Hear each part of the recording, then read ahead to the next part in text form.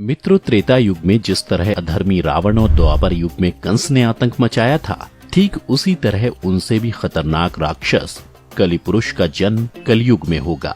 कलयुग के इस राक्षस का वध करने के लिए भगवान विष्णु कल की अवतार लेंगे। कल के अवतार को वैसे तो कलि पुरुष को हराने में किसी की सहायता की जरूरत नहीं होगी, फिर भी कई अमर महापुरुष इनकी सहायता करेंगे।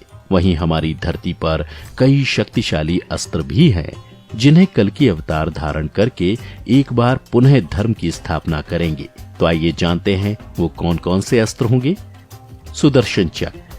मित्रों, भगवान विष्णु को भोलेनाथ ने जगत कल्याण के लिए सुदर्शन चक्र दिया था, जिसके बाद से ही सुदर्शन चक्र उनके स्वरूप से सदैव के लिए जुड़ गया।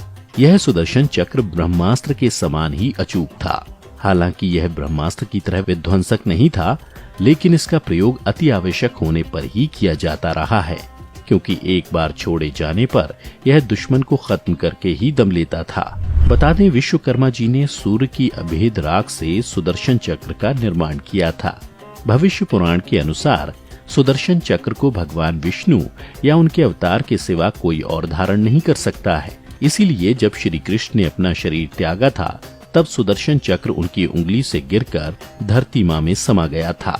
वहीं जब कलयुग में बुराई अपने चरम सीमा पर होगी, तब धरती के गर्भ से सुदर्शन चक्र निकलकर फिर से भगवान विष्णु के अवतार कल्कि की उंगली पर आ जाएगी और फिर उस सुदर्शन चक्र से वो धरती के अधर्मियों का अंत करेंगे। देवदत्त घोड़ा।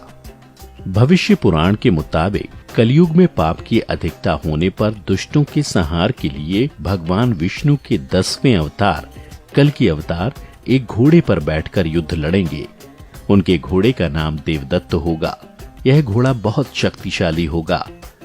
देवदत्त की मदद से कल्कि अवतार पापियों का संहार करेंगे और साधु संतों व शुद्ध मन वाले लोगों की रक्षा करेंगे। जब भगवान कल्कि देवदत्त नाम के घोड़े पर आरूढ़ होकर तलवार से दुष्टों का संहार करेंगे, तब सतयुग का प्रारंभ होगा। कर्ण का कवच और कुंडल। मित्रों, आपको बता दें, ऐसा कहा जाता है कि देवराज इंद्र कर्ण के कवच और कुंडल को स्वर्ग नहीं ले जा पाए थे, क्योंकि उन्होंने छल से इसे प्राप्त किया था। ऐसे में उन्होंने इसे समुद्र के किनारे किसी स्थान पर छिपा दिया।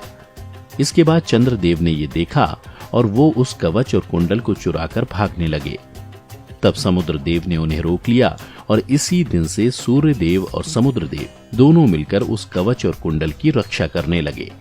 ऐसा कहा जाता है कि इस कवच और कुंडल को पुरी के निकट कोणार्क में छिपाया गया है और तक्षक नाग इसकी रक्षा करता है। कोई भी इस तक नहीं पहुंच सकता, क्योंकि अगर कोई इस कवच और कुंडल को हासिल कर लेता है तो वो इसका गलत फायदा उठा सकता है। कहा यह भी जाता है कि भगवान विष्णु के 10वें अवतार कल्कि ही उस कवच और कुंडल को उस गुफा से निकालकर धारण करेंगे। यह कवच और कुंडल कल्कि अवतार को कलि पुरुष के हर शक्तिशाली वार से बचाएगा।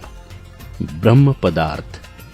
मित्रों, जब श्री कृष्ण ने देह त्याग कर दिया था, तब पांडवों ने उनका अंतिम संस्कार किया था, जिसमें श्री कृष्ण का पूरा शरीर तो अग्नि को समर्पित हो गया, लेकिन उनका हृदय जो धड़क ही रहा था, यह धड़कता हृदय आज भी जगन्नाथ मंदिर की मूर्ति में मौजूद है।